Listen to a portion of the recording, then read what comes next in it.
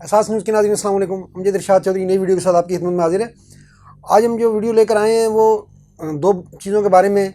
एक तो आपको पता है कि अरब ममालिक में सोशल मीडिया पर जो है बिल्कुल आपको आज़ादी नहीं है। सोशल मीडिया पर जब आप कुछ लिखते हैं, ख़ास तौर पर यूएई में, तो आप बड़ी मुश्किलें फंस सकते हैं और कुछ लोग बड़ी मुश्किलें फंस गए, हमसे बात करेंगे। और फिर जो है पाकिस्तान और इंडिया का जो मैच हो रहा है 14 सितंबर को एशिया कप में यूएई में, तो वहाँ पर जो है वो जाली टिकटों का जो मामला सामने आया है, तो उससे भी आपको बचना चाहिए। इन दो मामलों पर हम बात करेंगे।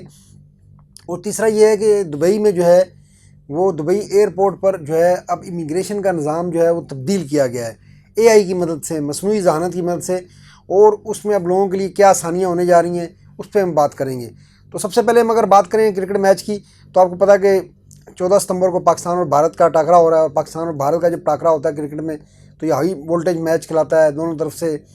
मैं तो उसको अगर बेवकूफ़ी कहूँगा कि खेल को खेल के तौर पे रहने देना चाहिए, लेकिन दोनों तरफ के अवाम को इतना जज्बाती कर दिया गया है कि बस वो समझते हैं कि क्रिकेट में भी जो है पता नहीं मरने और मारने वाला मामला होने वाला है। तो बहरहाल ये 14 सितंबर को ये मैच है जनाब। उसके टिकट तो भी ऑफिशियली जो है फ़रोख्त होना नहीं हुए, लेकिन फ्रॉड पहले से शुरू हो गया है। बहुत सी वेबसाइट्स हैं जो आपको टिकट बेच रही हैं, और एक वीआईपी टिकट एक वेबसाइट पर, जो खलीज टाइम्स ने रिपोर्ट किया है कि 11,000 दरम का एक टिकट, वो भी जाली।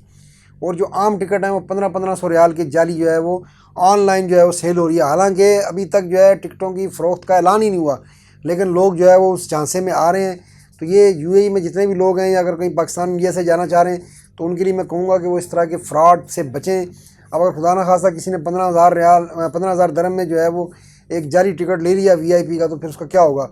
और इस तरह किसी ने 1500 का गरीब मजदूर ने ले लिया, तो उसकी तो एक महीने की तनख्वाह ही है।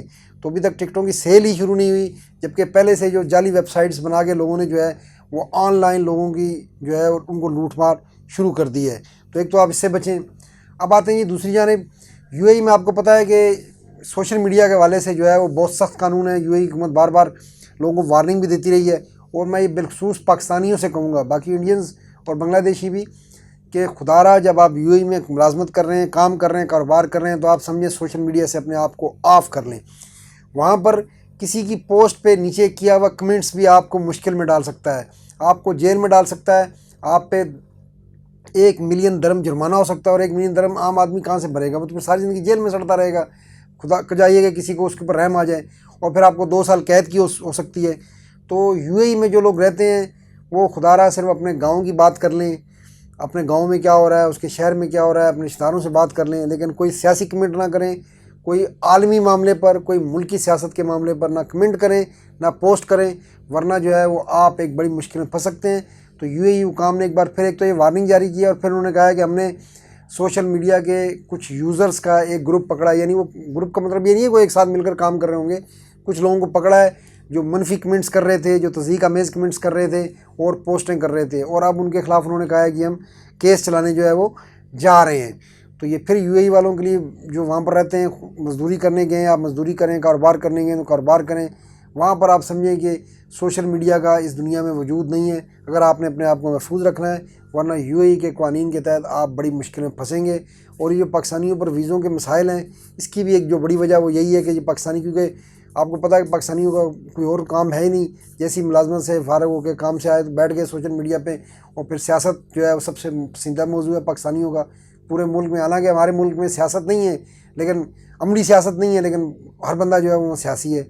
तो इसकी वजह से अब जो है फिर मैं कहूँगा कि जो लोग वहाँ पर हैं वो अपने आप को किसी मुसीबत से बचाएँ, सोशल मीडिया से अपने आप को दूर रखें तो ज़्यादा बेहतर है, आपकी सेहत के लिए, आपकी जान के लिए, आपकी मुलाजमत के लिए और आपके कारोबार के लिए। तो अब तीसरी खबर हम आ जाते हैं कि दुबई एयरपोर्ट पर जो है दुनिया के मसरूफ़ तरीन 3-4 एयरपोर्ट्स हैं, उनमें शामिल है। तो उस पर अब जो इमिग्रेशन का निज़ाम जो है वो उन्होंने एआई पे शिफ्ट करने का फ़ैसला किया है, और पहला कॉरिडोर बना दिया है। इस एआई में क्या होगा, ना आपको पासपोर्ट स्कैन कराना पड़ेगा, ना आपको किसी इमिग्रेशन अफसर को अपनी डॉक्यूमेंट दिखाने पड़ेंगे, और ना ही आपको तस्वीर बनानी पड़ेगी। वो एआई का कॉरिडोर है, वहाँ पर जो है स्कैनर्स लगाए गए हैं, और उस स्कैनर जब उस रास्ते से आप आते हैं, आप दुबई एयरपोर्ट पर उतरते हैं, अभी पहले एक शोबे में लगाया गया, आस्ता आस्ता पूरे एयरपोर्ट पर लगाएंगे। तो उस रास्ते से आप गुजर जाएंगे, वहाँ ऐसे सेंसर लगाए गए हैं, वो आपकी खुद तस्वीर ले लेंगे, और फिर जो रिकॉर्ड होता है आपके पास एयरलाइन का या जो वीज़ों का, वो ऑटोमेटिकली जो है वो AI की मदद से अपडेट हो जाएगा। और जब उस रास्ते के आखिर में आप पहुंचेंगे तो आपको स्क्रीन पर लिखा हुआ आ जाएगा कि आपकी इमिग्रेशन जो है वो क्लियर हो गई है। और फिर आप जो है आसानी से, जिस तरह किसी शॉपिंग सेंटर में कहीं जाते हुए आप निकल जाते हैं, आप निकल जाएंगे, आपको कहीं किसी को डॉक्यूमेंट दिखाने की ज़रूरत नहीं होगी। और अगर आपके डॉक्यूमेंट्स को वो सेंसर जो है थोड़ा मशकूक जानेंगे तो फिर वो आपका मामला जो है वहाँ पर जो बैठा हुआ इमिग्रेशन अफसर होगा उसको जो है वो मुंतकिल कर देंगे। तो ये टेक्नोलॉजी का अच्छा इस्तेमाल है, लोगों को सहूलत है। जो वो कॉरिडोर है जो दुबई के एयरपोर्ट को काम कहते हैं कि वहाँ पर एक साथ 10 लोग, इनको चलते हुए जाना है, कोई ये नहीं है कि आप आएंगे बाहर तो रास्ता बना हुआ है, आप उससे गुजरते हुए जाएंगे, आपने कहीं रुकना नहीं है, आपने कहीं डॉक्यूमेंट नहीं दिखाने, पासपोर्ट नहीं दिखाना, वीज़ा नहीं दिखाना।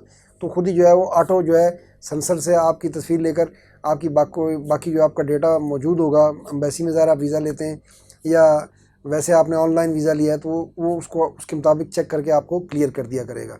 तो एक अच्छा प्रोसेस है। अल्लाह करे कि बाकी मुल्क भी इससे कोई सबक लें और पाकिस्तान में भी सबक लें, जहाँ इमिग्रेशन जो है वो एक पेचीदा और मुश्किल मरला होता है और लोग पहले ही परेशान हो जाते हैं। आज के लिए इतना ही, इंशाल्लाह फिर मिलेंगे। अल्लाह हाफ़िज़।